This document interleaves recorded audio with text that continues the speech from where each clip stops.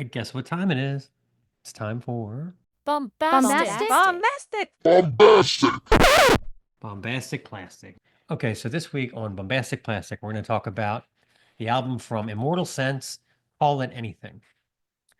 Another spectacular disc that sat unplayed in shrink wrap for close to 15 years. Am I the only one that has this problem?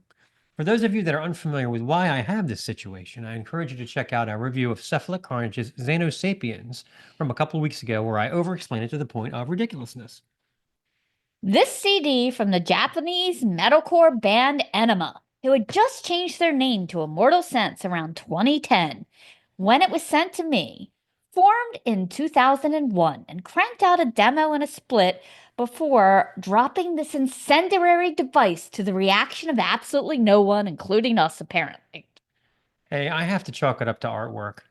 Anyone who has spent hours coveting an OBI strip, and all of us have, anyone will tell you that heavy music from this part of the world has always been highly coveted in the States. We jumped on stuff like Acrostics, Demolition, Cloud9, Green Machine. Yes, you should be writing all these down. Great Japanese bands.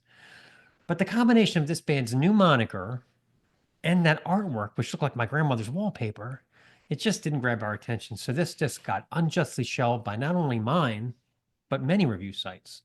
So let's play a song, get an idea what we're talking about. This is a clip from Immortal Sense.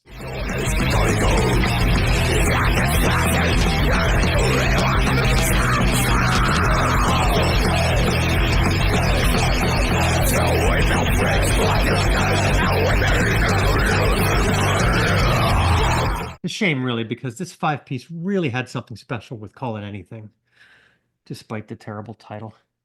Crushing melodic death metal packed with distinctive guitar harmonies, wild tempo changes, gang choruses, and charmingly woofy vocals, courtesy of frontman Katsuya Nakoka.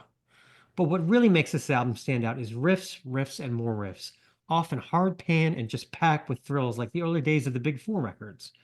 The ornate solos and tightness made me think of their contemporaries at the time, like All That Remains and Shadows Fall in terms of quality, but vocally they're much more abrasive with touches of metalcore in all the right places. The album consists of 10 songs, mostly running in the 3 to 5 minute range, with lyrics mostly in Japanese, but with a line or two of English sprinkled in here and there for good measure. Oh, I wonder if they were putting this out and the label said, "What do you want to call it?" And they said, "Oh, call it anything." And they're like, "Okay."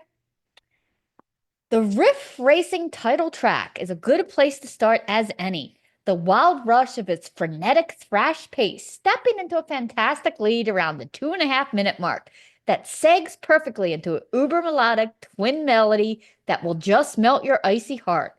Drummer Yamaguchi Tomiyoko peppering the latter half of the track with blast beats as it rides itself out.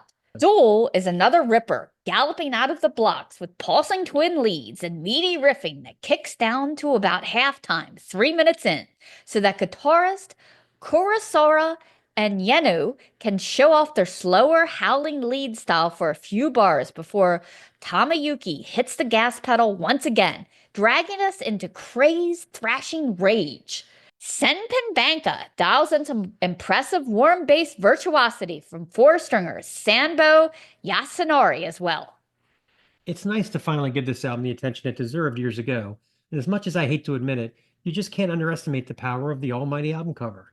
It turns out that the band just put out a 2-CD compilation this year that includes all of the Enema demo material as well as this Immortal Sense album, and the cover, thankfully, is much more menacing and disturbing, and it's enough to make up for their visual misstep years ago.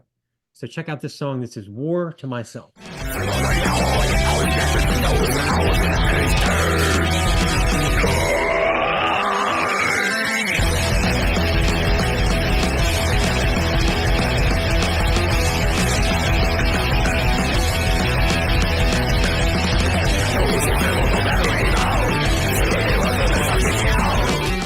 This is the Snaggletooth Extreme Metal Podcast.